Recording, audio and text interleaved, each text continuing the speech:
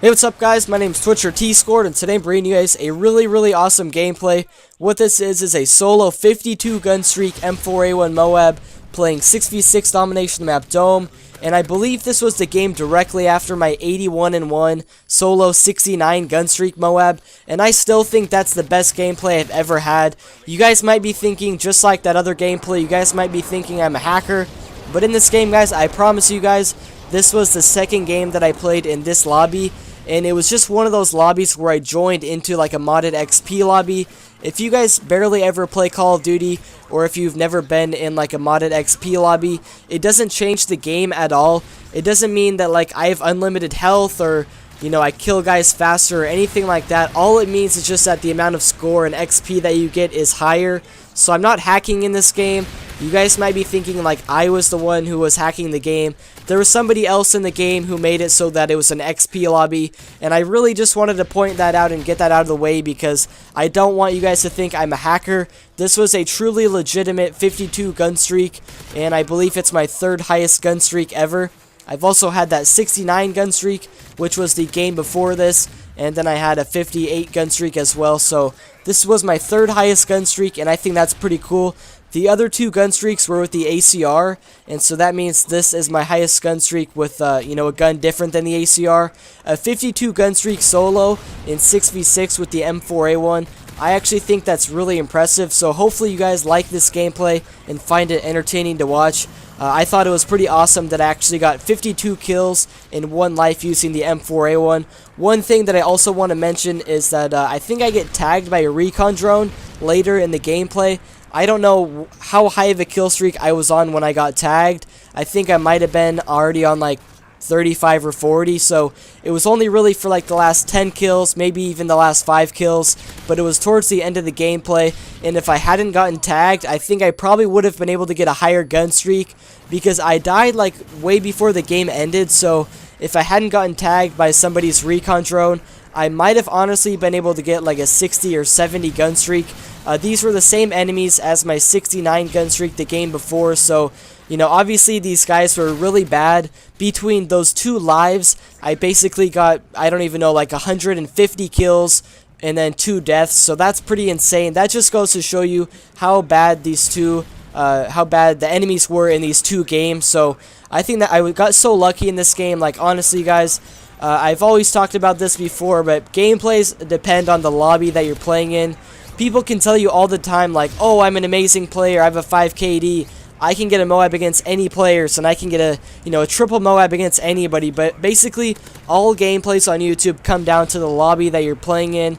I wouldn't have been able to get this gameplay if the enemies actually had a brain or were playing with their eyes open, so I got so lucky in this game that the enemies were honestly this bad. It's the best lobby I've ever played in before, and I wish I could play against these players all day long. They were so bad, to be honest with you guys. And my class setup was the M4A1 with silencer and red dot, and my starting perks were scavenger, hardline, and marksman, and my specialist loadout was stalker, sleight of hand, and quick draw. And I think I actually just said my starting perks were scavenger, hardline. Wait, never mind. Sorry guys, I just completely messed up. I want to point out once again, scavenger, hardline, marksman, and my specialist setup was stalker, sleight of hand, and quick draw. For some reason, I just read my sheet wrong and stuff like that. And that's pretty much it for the gameplay, though, guys. I have a real commentary topic now. I want to give you guys some advanced tips for how to improve at Call of Duty in general. It's not really specific to any one game. It can kind of help you improve at all the games, you know, dating back from Call of Duty 4 up through basically Call of Duty Ghosts. It's just kind of some advanced tips for how to improve.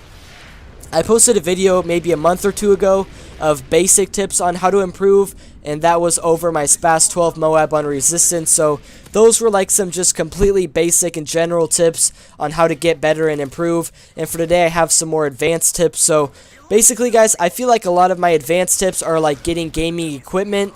I would say if you get a gaming headset, it can be like a super high-end expensive one, like maybe $200, or it can just be like an $80 pair of Turtle Beach PX21s like I have.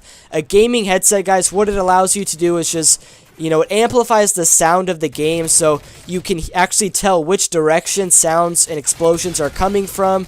You can tell if an enemy is reloading their gun, and you can actually tell like if an enemy is it's hard to explain. Like, you can just hear everything in the game so much better. It's pretty insane, to be honest, that you can actually hear enemies reloading their gun, and sometimes you can actually tell which gun they're shooting just based on how the bullets sound. And so a gaming headset will help you improve your KD and hear enemy footsteps if you have SitRep Pro, and I just feel like it makes the gaming experience a lot more fun. The next thing, guys, is control freaks. They just go on the left and right thumbsticks, and I don't have them, but basically it makes the thumbstick stick out further, and it makes the range of motion longer, and it basically improves your accuracy overall, and it allows you to play on a higher sensitivity without your aim getting screwed up, basically. So if you guys want to try to get control freaks, I think they're maybe like $10. They're really cheap, and I might buy some in the near future myself. Another thing, guys, is the Scuff gaming controller. There's many versions of the Scuff now, and what the Scuff does is basically there's paddles on the back, so you don't have to, you know, press all the buttons manually with your fingers. There's some times where you want to do a jump shot, where you want to move your thumb and press the X button to jump out of the way from an enemy. And what the Scuff allows you to do is there's two paddles on the back. One of them is usually for knifing and one is for jumping. And basically you can use your fingers on the back of the controller where your fingers are naturally going to be, and it allows you to jump or knife a lot easier without having to move your normal thumbs. So it basically gives you an unfair advantage over enemies.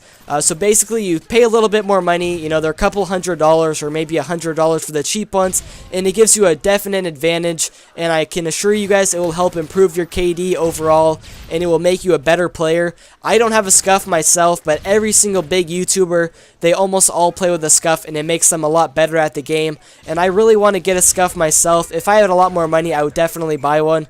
Those are some of my advanced tips on how to improve, guys. Mostly just get all those pieces of equipment and you'll be a better player. Hopefully you guys enjoyed the video today. Peace out, guys.